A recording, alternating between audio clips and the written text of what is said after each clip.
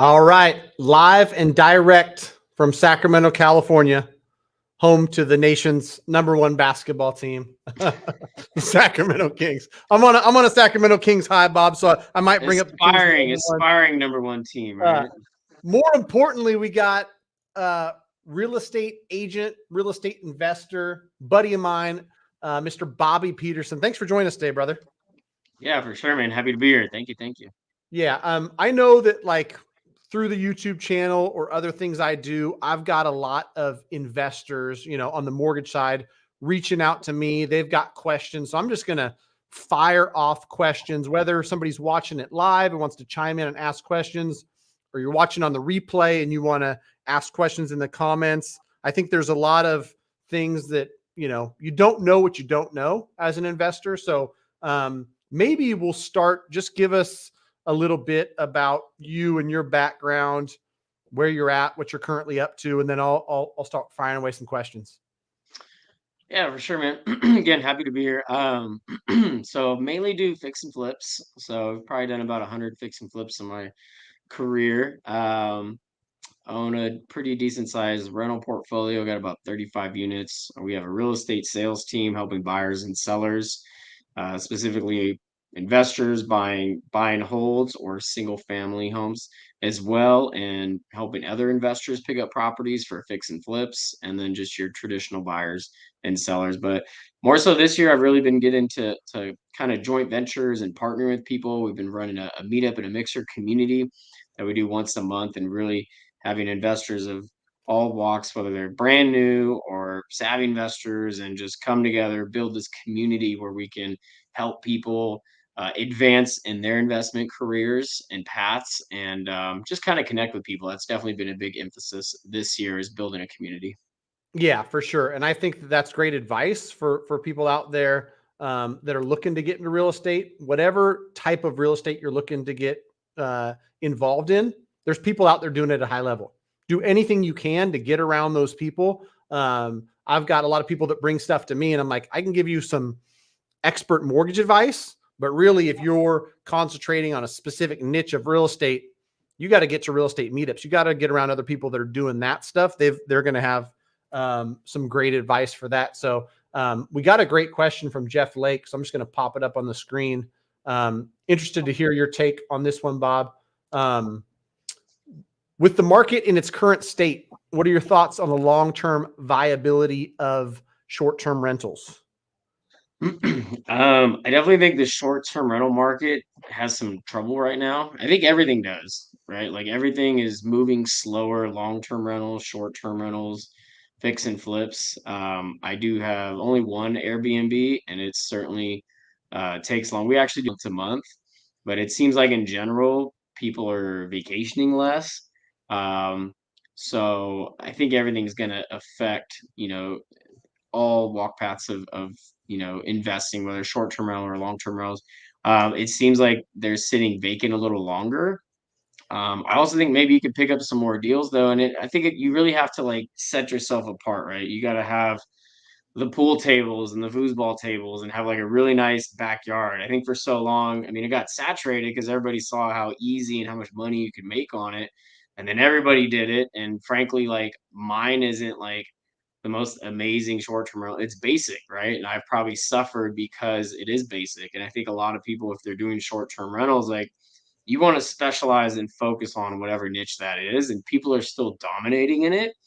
If your house short-term rental is different and sets the stage as more amenities, right? Does it have a pool? Does it have some nice lighting in the back? Do you got cornhole boards or something like that, right? Like whatever it is, make it like so it's fun and appeals to whoever that demographic is.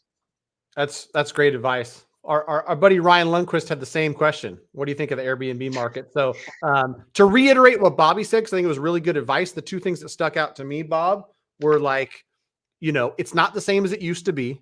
And so you and I know, because we've been around enough investors, like you can't take somebody else's numbers as fact or as truth. So like in the best market with the best projections, this thing could rent for $3,700 a month if it's on Airbnb. And so, you can pay this number and finance it at this interest rate and you'll be fine.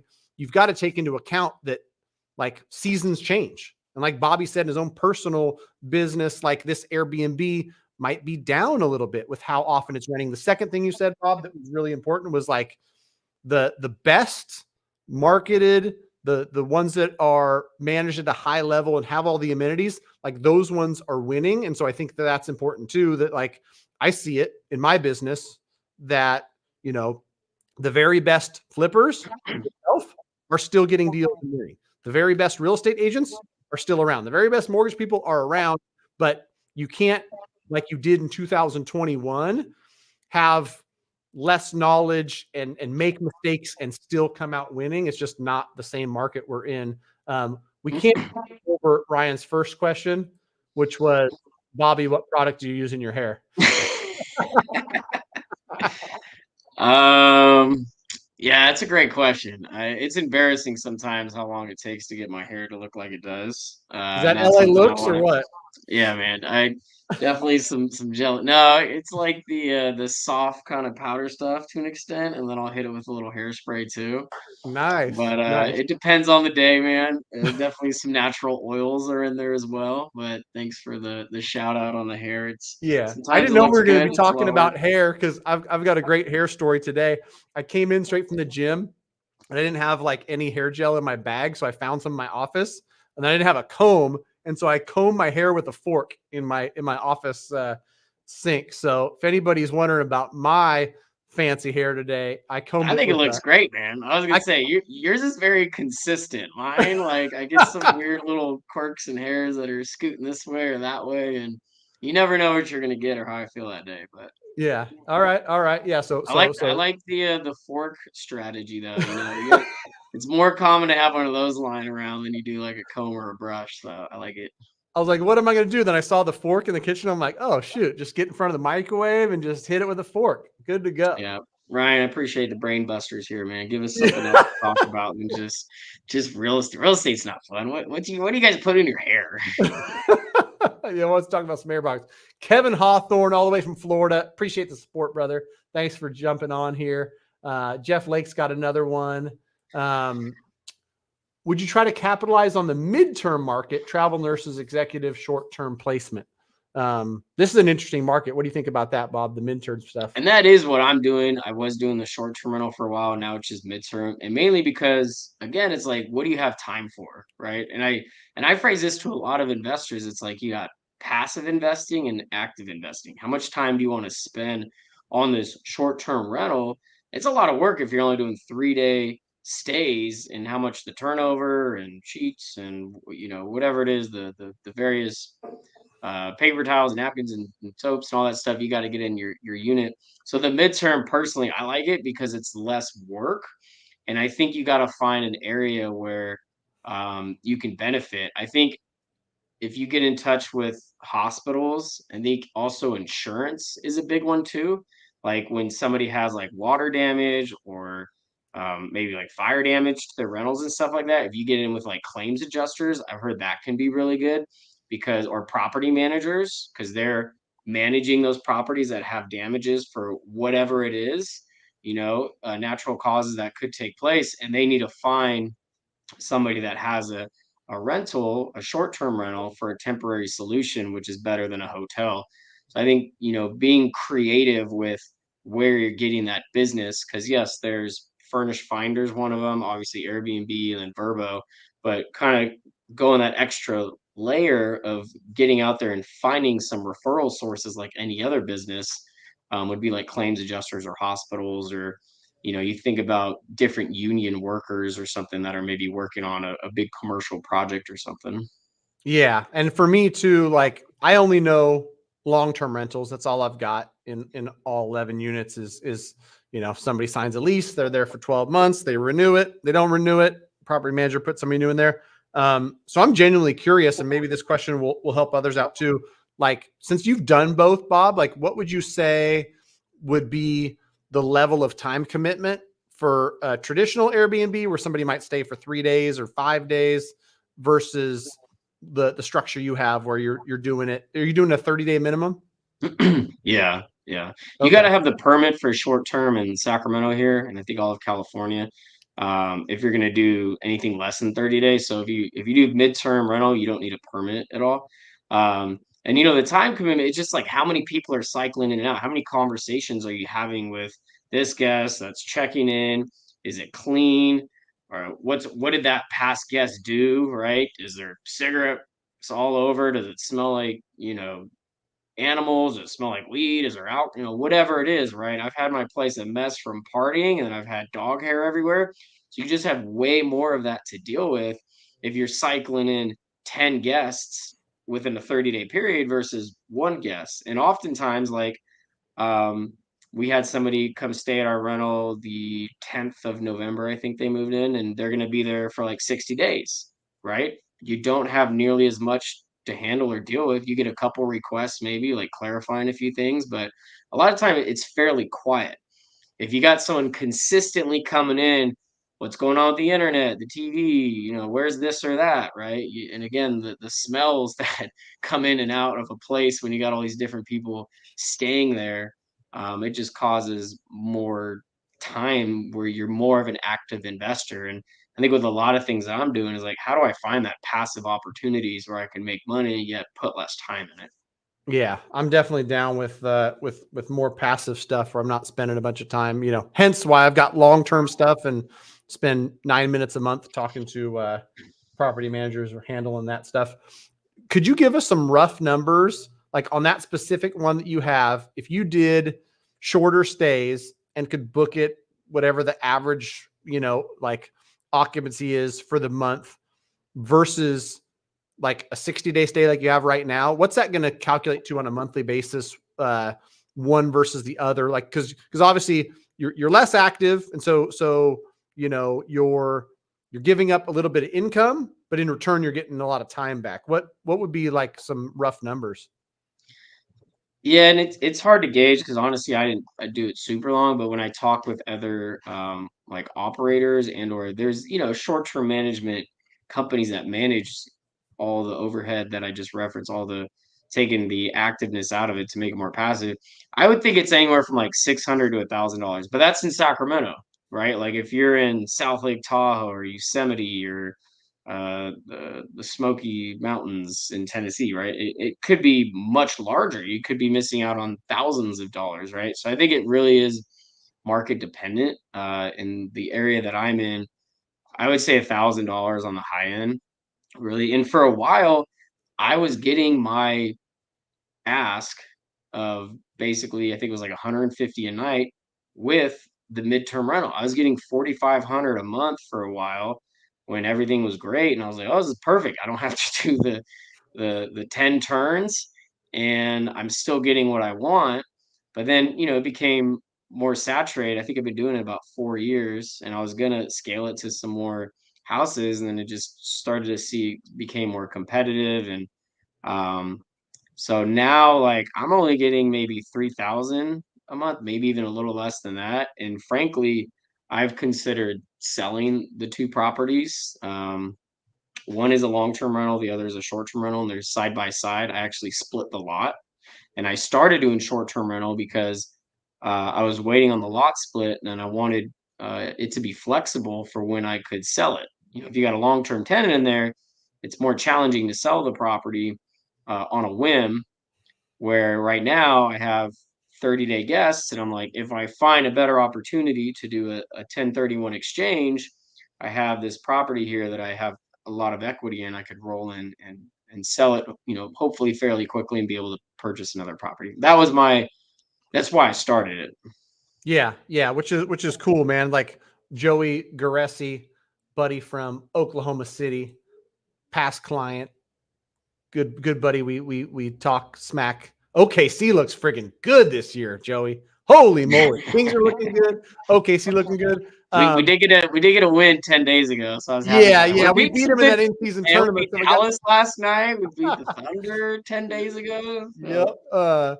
But like he said here, man, real estate's fun to talk about. And like what you just described, Bob, was probably like one of a zillion examples where it's like every investor is going to have different goals. There's going to be 1,000 different ways to skin it. And I want to ask more questions on that one specific, because then it gets people kind of thinking, You're getting about 3,000 a month right now from a midterm.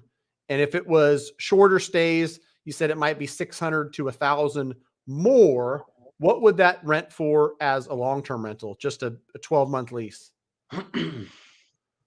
I kind of think like 2000, maybe like 1900, and it's a two bed, one bath. And if you're familiar with Sacramento, it's right by the Med Center, UC Davis.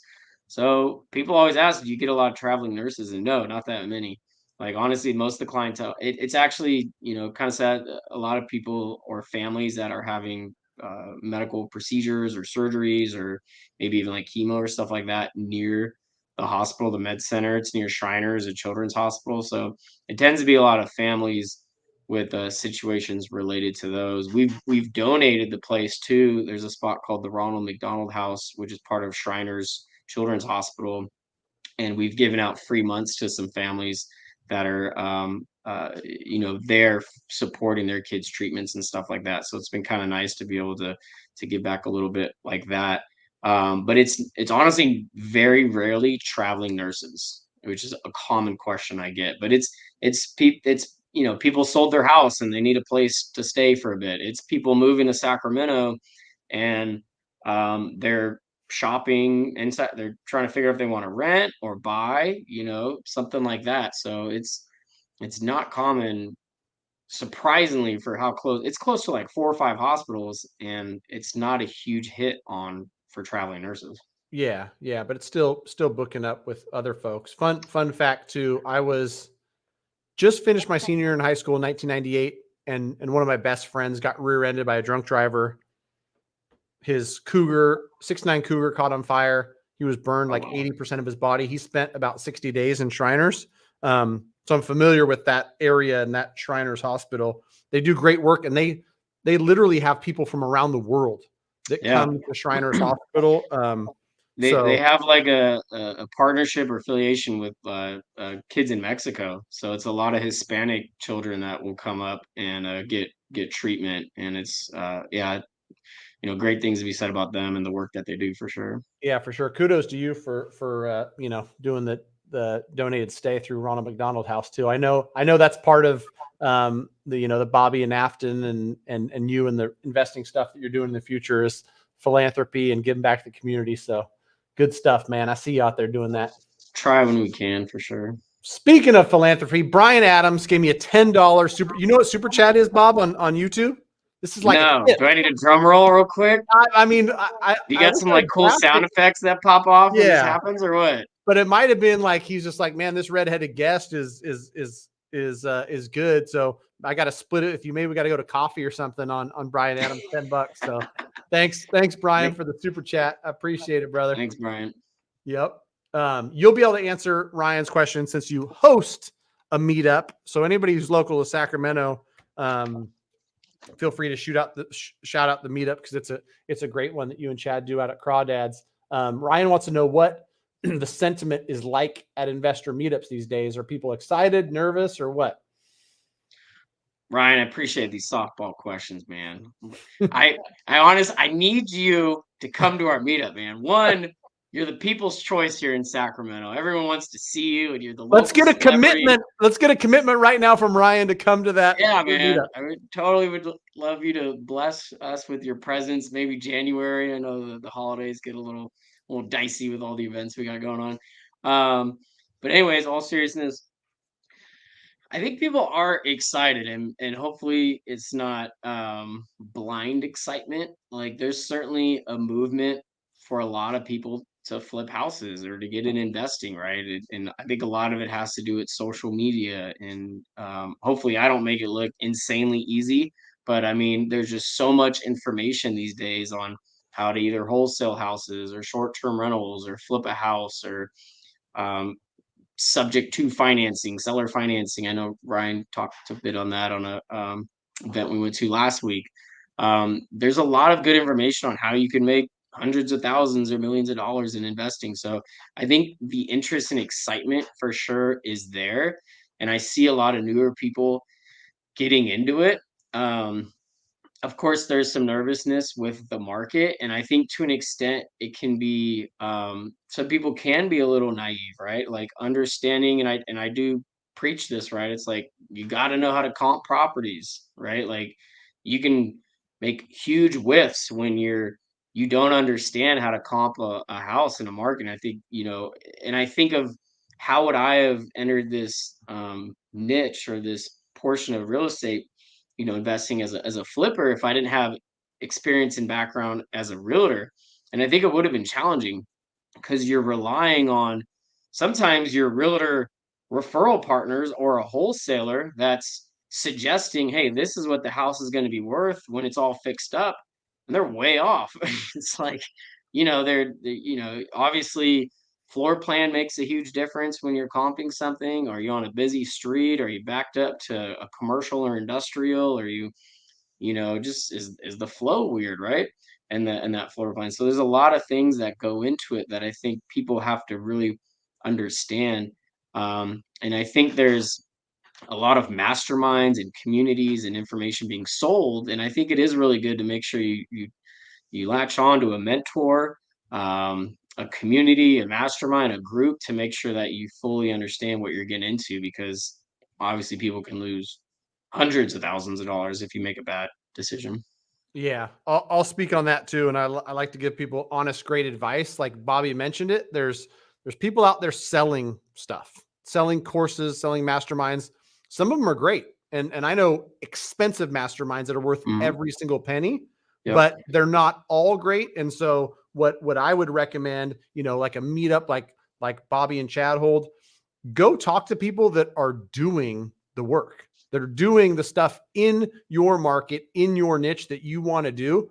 There's no better people to learn from than somebody who's actually doing it, whether that's a paid mentorship or whether it's just going to a meetup and talking around some hot wings and some iced tea, whatever it is. Like just get around the right people. That's one of the best pieces of advice like I've ever been given, and it's proved to be fruitful in my mortgage business. I went to meetups and met other people who were also investors, and I helped them with mortgages over the last decade, and learned things you know, from Bob. Bob brought me a couple opportunities in 2019, and those fourplexes are just you know, spilling cash flow. So thanks again, Bob, for those. Those are doing well, man.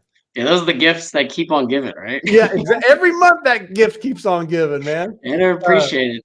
And I think, there's just so much to be said for that. Like, connecting with you and even just lenders sometimes you don't think would have a total connection with flipping houses. But, I've made great relationships from people that you've connected with luncheons that we've done, or just connections you connected with that guy Nick Patel the other day. It goes on and on. I just think like getting in rooms, connecting with other people, like-minded people, you never know the ideas that you can and get a better understanding on how to perform with that business. Cause I think especially with investing, right? There's no Keller Williams, there's no Big Valley Mortgage, there's no Chase or Golden One, right? You're kind of like a lone wolf to an extent. So you really want to find these little niches, these communities, and it's not just the in-person ones. There's plenty of them that are through Zoom. I'm with one called Wealthy Investor, which is this guy Ryan Pineda, who's huge in social media, and he's got almost 1,000 people in his group community network. And I've totally leveled up and learned a lot from them. And it wasn't a cheap group, but I think I've definitely got a return on my investment. And I've met a lot of local people that are in that group, and they've learned a ton and been able to get indoors that maybe they wanted to for sure. Sweet, sweet. We got a good one from BuzzTune. And you talked a little bit about, counting on an estimate from a realtor selling a house might not be the best bet, but BuzzTune's question is, what's the best way you estimate Burrs? For anybody watching or listening who doesn't know what Burr is, you buy, you rehab, you refinance, you repeat.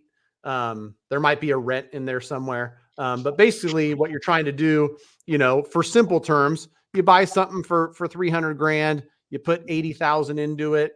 It's worth 500. You do a refinance that gets your full 380 out, or 400. And you actually, pull money out of the deal to where your capital outlay at the end of the day is as low as can be, and you've got a cash flowing asset, or at least an asset you're controlling with little money out of pocket. I don't know if I butchered that, Bob, you can correct me, but like the question from BuzzTune is, do you pad your estimates over a certain percent to be on the safe side, or how would you go about kind of comping or estimating a burr? Yeah, I think we both have utilized this strategy to purchase properties, and um, probably every property that I've purchased has been a variation of a burr, and it's because I find distressed properties and then fix them up, as Matt was saying, and rent them out and refinance. The strategy is much more challenging today with interest rates at whatever 7.5, 8%. Who knows what they'll be when you actually watch this? um, It'll be but 2024 and they'll be 6.25. yeah, So hopefully back to 5 or 4%. probably not. Anyways, Probably not. yeah, you got to buy something at a deep enough discount to put some money into it. And I think you're asking about rehab estimates. And in general, I've flipped a lot of homes and I've done quite a few burrs. Like, I still don't get it 100% right on repairs. So you always want to have a budget for your miscellaneous, your overages. Maybe it's 10%, maybe it's just 20,000 to be safe. But I think at the end of the day, it's like you're gonna get a deal with some sweat equity, and you're gonna be able to likely put less money down if you purchase that property correctly than if you were to buy something with a traditional mortgage, right? Here in Sacramento, let's call it 500,000 is how much a duplex will cost. It's probably more than that. If you got to put 25%, Matt, or is it 20%? 25% as an investor on a 2 to 4 unit. Yeah. So that's 125,000. I don't know what my math is, but Nailed it, um, bro. Nailed yeah. it. So that's 125,000, right? And the example that Matt was talking about, if you bought that property for, that's like a decent scenario. Let's call you bought it for 320 or 350, and you had to put 80 into it, right? You're at 350 plus 80, right? You're into it 430, and then you have to do the refi to be, I think at that point, a 70-30 loan to value. We're spitting Yeah, some numbers here that's a little harder to do just to talk about instead of putting it down on paper. yeah, but just rough numbers. If it was worth 600 and you can get 70%, cash out of it, you're going to have Yeah, 420 of your 430 invested. You're going to be in the deal a lot less than 125 grand. That's for correct. sure.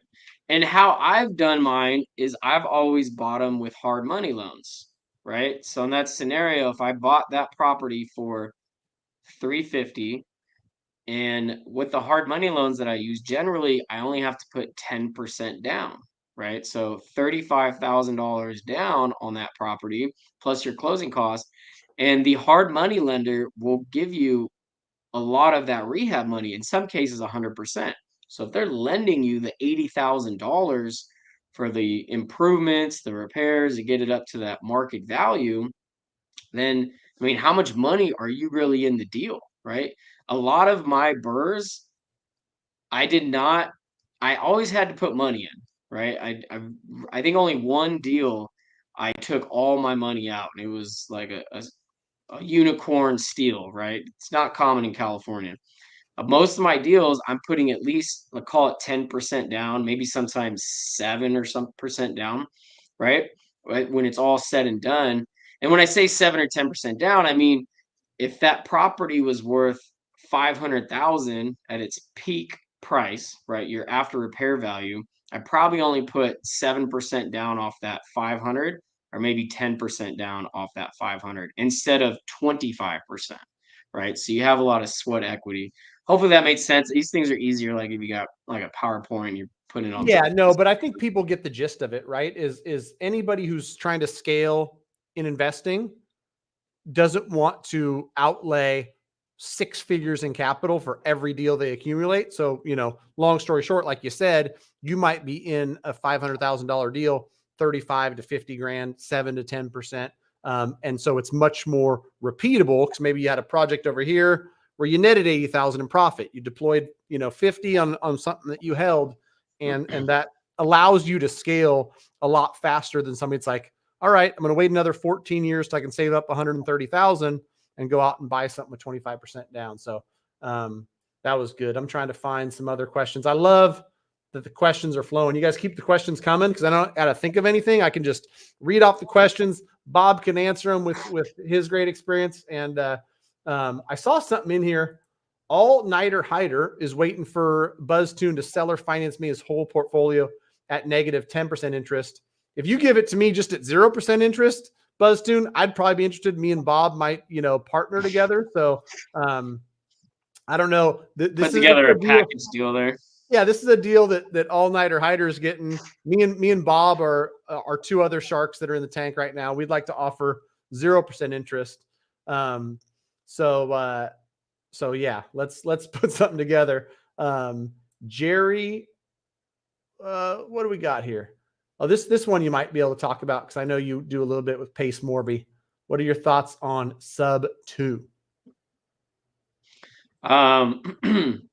Actually had a good conversation with a seller today, trying to figure it out, right? So sub 2 essentially is you find a seller and you're taking over their current mortgage. So I talked to somebody today in a town 40 minutes from Sacramento.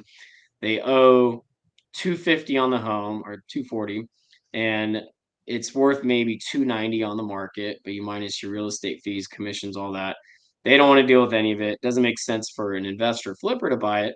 But if I assumed their mortgage at 240, it could work out. And this particular seller had a 2.5% VA loan, right? So pretty sweet mortgage. They refied it in 2021, and I could assume their $1,300 payment of principal, interest, taxes, and insurance. The challenging part is a lot of people are concerned about the due on sale clause, where if I go on their mortgage, so two ways to do sub 2. You can do it the correct way, which is you actually jump through the hoops and talk to their mortgage company. Let's say it's Big Valley Mortgage again or whoever. You want me to drop U Mortgage? So it's U Mortgage, and they service the loan, and I actually get approved with U Mortgage. And Ryan Lundquist is on here, and Matt probably knows a little bit about it. It's not super common that people are jumping through the hoops to actually get me approved for Matt's loan that I'm assuming, right? It's more common as Pace Morby's community, and he's a guy that does a lot of seller financing. You guys should look up YouTube, Instagram, all that. He's the guru of it, of these sub 2 mortgages.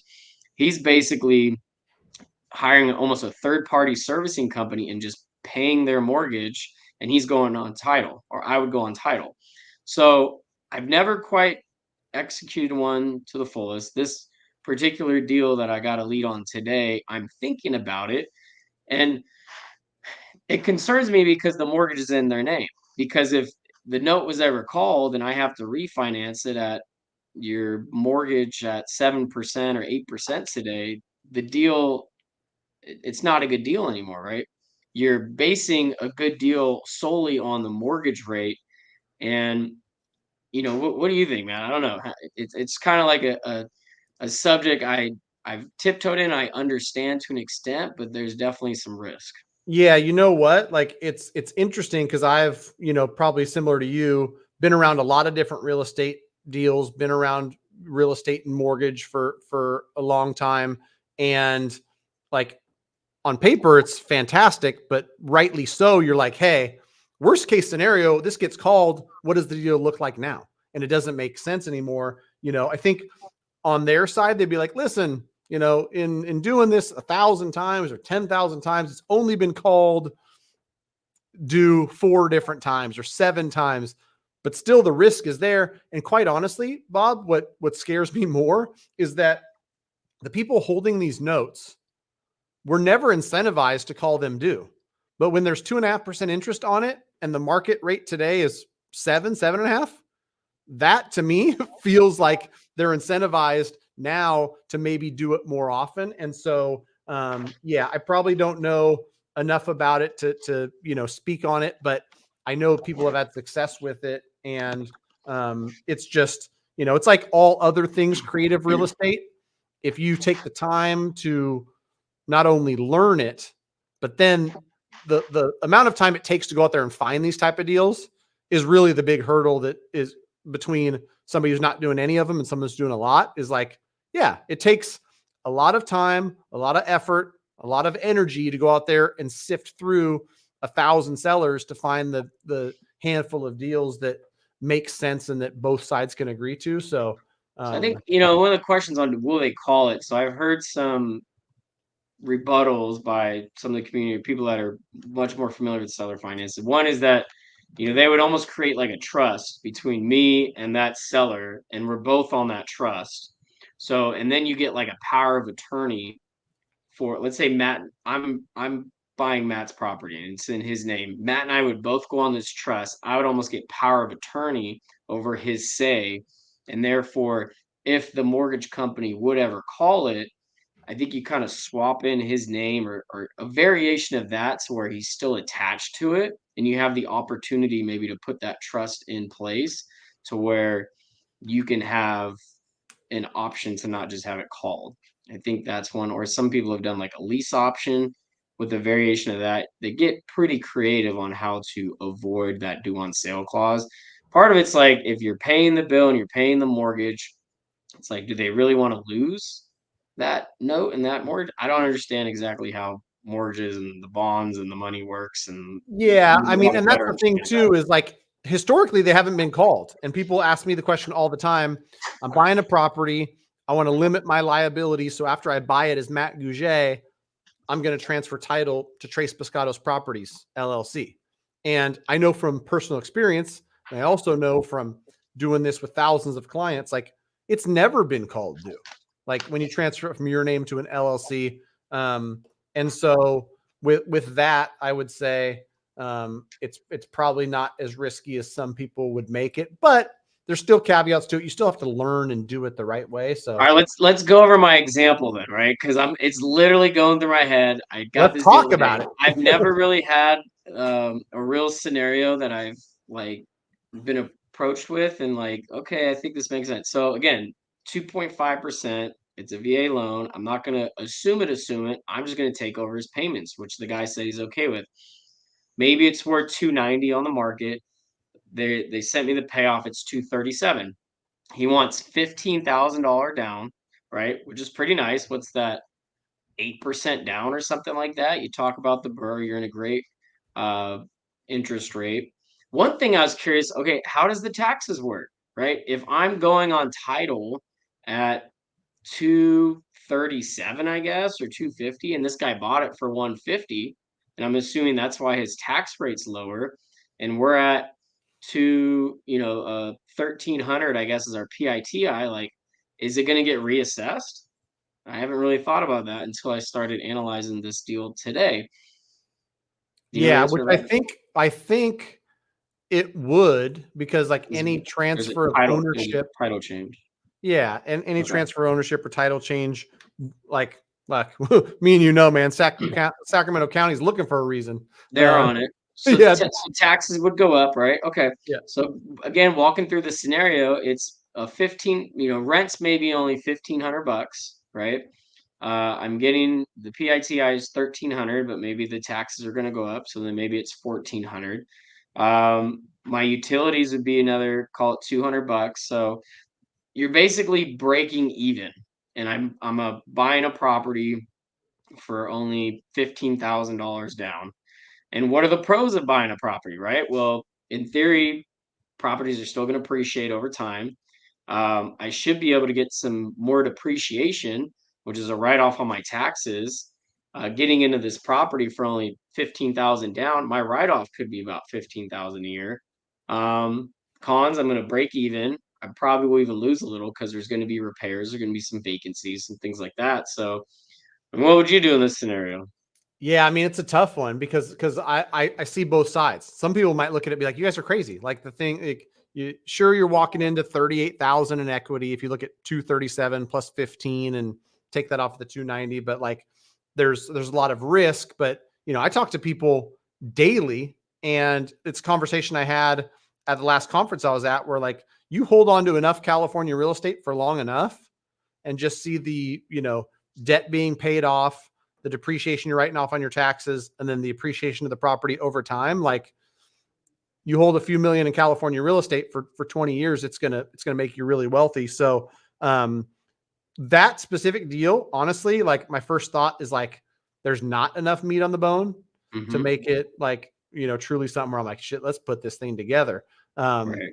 But for the right investor, it definitely makes sense. And I think that a lot of these deals are born out of like, I don't know what the specific veterans situation is, but if they've got to move to be closer to family, if they lost their job in Sacramento, better to have somebody paying the mortgage and conserving this person's like credit score and give them $15,000 to go restart in Oklahoma or whatever the deal is, than have something go into foreclosure.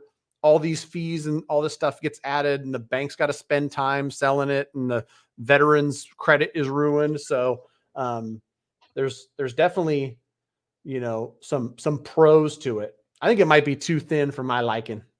I'm kind of there too. Whereabouts we talking, man? 290 in Sacramento. Oh, it's right where our favorite property manager is living. It's in Marysville. So Okay. All right. yeah. It's a 3-1. Maybe it could run a bit more in 1500. You got my wheels like, should I do midterm rental, short-term rental? I mean, really the last few years I've purchased a decent amount of rentals, and the cost segregation analysis is one where you get to accelerate the depreciation and you get some pretty large write-offs. If I can save 20,000 a year, right, in taxes, or even 15,000 a year in taxes, that more than just in itself will help me, you know, bridge the gap between the monthly, the couple $100 that I might lose monthly. But I don't know exactly what that number is, so it's kind of analyzing what would make sense there. Yeah, it's pretty thin. I bet you could find some better deals. All right, we got Ryan Lundquist. Let's figure something out. Would love to do it. That to me screams I'm in for January. So Wealth Builders, Sacramento, Ryan Lundquist. It's a great month to come out and talk about market, share the market stats, get us off and running. So I'll let you We've guys. had a couple hundred people in September. The last two, I think we had about 80 or 90. So it's definitely like been a community that's been growing. So certainly would love some insights and stats from Ryan, and just kind of be there as well, and for people to be able to communicate with you. Yeah, it's a good meetup. I've been out there at least a handful of times, and great people. Like we talked about earlier, like if you're interested in real estate investing, get around other real estate investors. That's the best way to learn. It's the best way to grow. Bobby's meetup is a great example of like-minded people getting together, collaborating, and talking about what they're doing, what they need help with, what they can help others with. And you do that enough, you're bound to learn. You're bound to grow in real estate investing. So. Who else we got here? Our buddy Joey wants to know if you've tried to search for the golden eggs in today's markets, homes with assumable loans. This sounds like what we kind of just went through, honestly, and it went a little bit long, but that VA loan was a refinance from 2021, and so assumable stuff is out there. It's just not as common as some people think. If you guys were looking to assume loans, curious about substitute, I would join Pace Morby's Facebook community. And that one's free. To pay for his entire group's like $7,000. But even in the Facebook group, you can go on there and put your market. And I've seen people go in there and like, I want to meet some Sacramento people. And then you'll find specifically a sub-2 meetup. And then people will start tagging themselves or saying hello or giving themselves a shout out. Quickly, you can add like 10 to 20 people in your market that's doing everything you just referenced there, Joey, finding the golden eggs in your market. And these people are doing that all the dirty work there, but maybe you find 10 of these hunters or 20 of these hunters, and you don't necessarily have to do the dirty work. You're going to pay them an assignment fee. Maybe they want $7,000 or $10,000 for a deal like what I just referenced, and you're able to start doing some networking online. Yeah, I found a group online that I was just like digging through last night, where I quite honestly am busy enough running a business and trying to be a good family man that I don't want to hunt for the deals. But if you bring me the deal, you scrape off 7 or 10 grand that you want as a finder's fee, and this group I was looking at, like seller finance deals on Facebook, had a ton of deals all over the country. Not a lot in Sacramento or California, but that's a good point too, Bob. Is sometimes you just let somebody else do all the work and pay them a little finder's fee. Here's a question that I don't know the answer to. Can a commercial loan be assumed? I don't think so, but I think commercial, they have like way more clauses in there. Like, I mean, I have 2 commercial loans right now. They're 5 units and 14 units. Like, they ask me for my tax returns and bank statements every year. So maybe it's just the lender, the credit union that's got one of them, but they definitely want to stay on top of like who has it. At the same time, like commercial is a way more creative product where they allow seller carry sometimes, and in that aspect, I feel like they would, but I think you'd want to be more upfront with them than do like the Pace Morby subject to method where you're just kind of in this gray area operating where I'm just paying their mortgage. I don't think that would fly with commercial, but I truly don't know. cool. All right, man. I think both of us are going to be losing our voice soon, talking for an hour straight. So I want to wrap this bad boy up. Any parting words of advice, or where can people reach you if they want to, connect with you? I know we got Wealth Builders, your real estate meetup in Sacramento. Any other plugs for Instagram or anything? Yeah, I think Instagram, my handle is Bobby Flips Homes. So if you guys want to find me on there, shoot me a DM. Always looking to connect and meet more people. I come across a lot of deals that I'm wholesaling. I know quite a few investors throughout the country, or definitely give you some pointers on where to look, whether it's Facebook groups or different communities or things like that that can help. But yeah, always looking to connect and meet new people for sure. This game's all about networking. I agree 100%. Thanks, Bob, for your time today, man. I appreciate it. We got about 40 minutes till Sacramento Kings tip off. So few calls to make, and then get home and Kings. watch the Kings win their 7th in a row. Let's go. Let's Yep. go. Yep. All right, cool. Thanks, Bob. All right, guys. Thanks.